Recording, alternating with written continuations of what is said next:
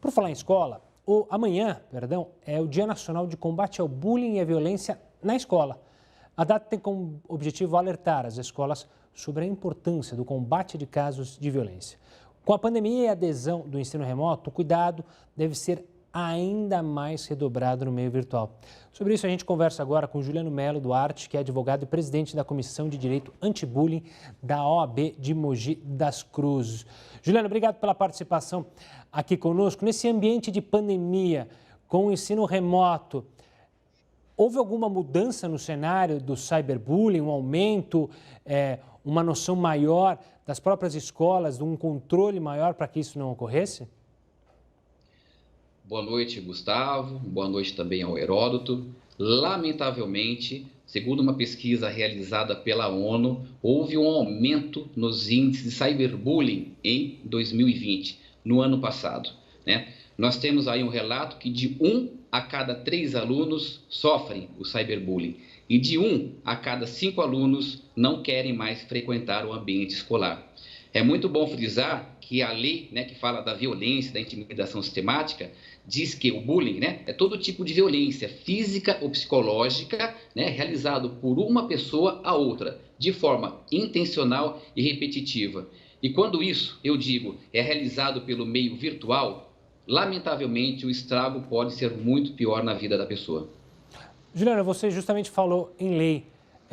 O cyberbullying muitas vezes ocorre com crianças que fazem o bullying com outras crianças. Como que a lei age para tentar evitar esse tipo de ações ou para reprimir essas ações? Olha, é importante frisar que, por enquanto, o bullying não tem uma característica de crime, mas as consequências, né, que decorrem do bullying são perigosas. Elas podem ser esculpidas ali dentro do Código Penal, também podem incidir em uma responsabilidade civil, né? Um menor de idade, por exemplo, que pratica o bullying, quem responde por esse menor de idade, os responsáveis legais, podem responder uma eventual indenização numa esfera civil, por exemplo. Então, tem que se tomar muito cuidado, principalmente aquele que comete o ato de violência. Porque muitas vezes, eu repito aqui, quem está por trás da telinha, por trás do computador, muitas vezes cria uma coragem que não existe, né? Porque hoje é fácil identificar pelo IP, né? Por um rastreamento aí, da onde que vem aquela ameaça, da onde que vem aquele insulto. Então, é um assunto muito grave. Juliana, você mencionou justamente a evasão escolar provocada pelo cyberbullying.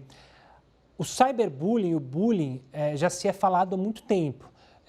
Talvez não muito tempo, mas há um bom tempo. As escolas conseguiram se adaptar ou ainda elas não conseguem lidar justamente na repressão desse tipo de ação? Você que comanda aí na OAB em Mogi das Cruzes, você tem contato com os diretores de escola para tentar evitar o cyberbullying?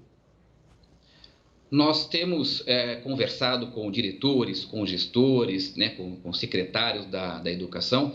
Então, o trabalho vem sendo realizado, mesmo porque a própria lei de combate ao bullying, ela determina uma obrigatoriedade aí, né, aos estados, aos municípios, que forneçam relatórios bimestrais das ocorrências desses casos de bullying, de cyberbullying.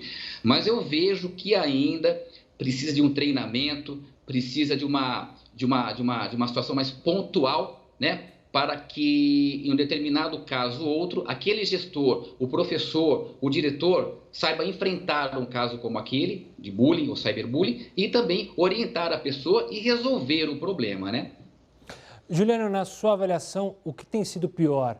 Justamente a minimização de um bullying ou justamente a falta de ações pedagógicas para crianças entenderem que criar uma ação direcionada a um colega, uma colega de críticas é sim um bullying e pode causar danos, como você falou, irreversíveis? Eu confesso que faltam mais ações pedagógicas, né? Nós temos ações pontuais, né, dependendo de um município ou outro, mas a pontualidade nas ações é muito importante isso. O gestor ter aquele olhar clínico. Eu estou falando no período de aula, né? O gestor, o diretor, o professor, saber compreender, entender, ter aquele olhar realmente para, na hora de um conflito, né, resolver da melhor forma possível. Então, ações devem ser implantadas. A própria lei, a 13.185 de 2015, e depois nós tivemos a 3663 de 2018, né, que colocou lá um artigo dentro da LDB. Então, a importância do combate é um assunto recorrente, não porque amanhã, 7 de abril, dia de combate nacional ao bullying, à violência, né, porque o assunto tem que ser falado só nesta data. Não, é um assunto diário, é um assunto recorrente, muito importante, que não pode ser esquecido. Doutor Juliano, a escola, obviamente, não é só professor, diretor e alunos. A participação dos pais, pelo menos, deveria ser imprescindível para uma escola de qualidade. O quanto que a participação de pais e mães e responsáveis no combate ao bullying é importante?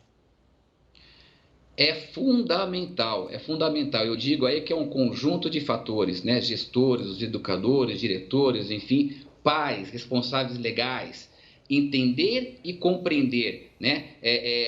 A prática de um determinado ato que vai violar ali a dignidade da pessoa humana, né? Consagrada ali no artigo 5º da Carta Maior da Constituição Federal, né? Isso traz muito estrago à pessoa. Então, os pais, os gestores têm que entender realmente que ações devem ser praticadas. Então, toda a sociedade acaba sendo envolvida nesse assunto.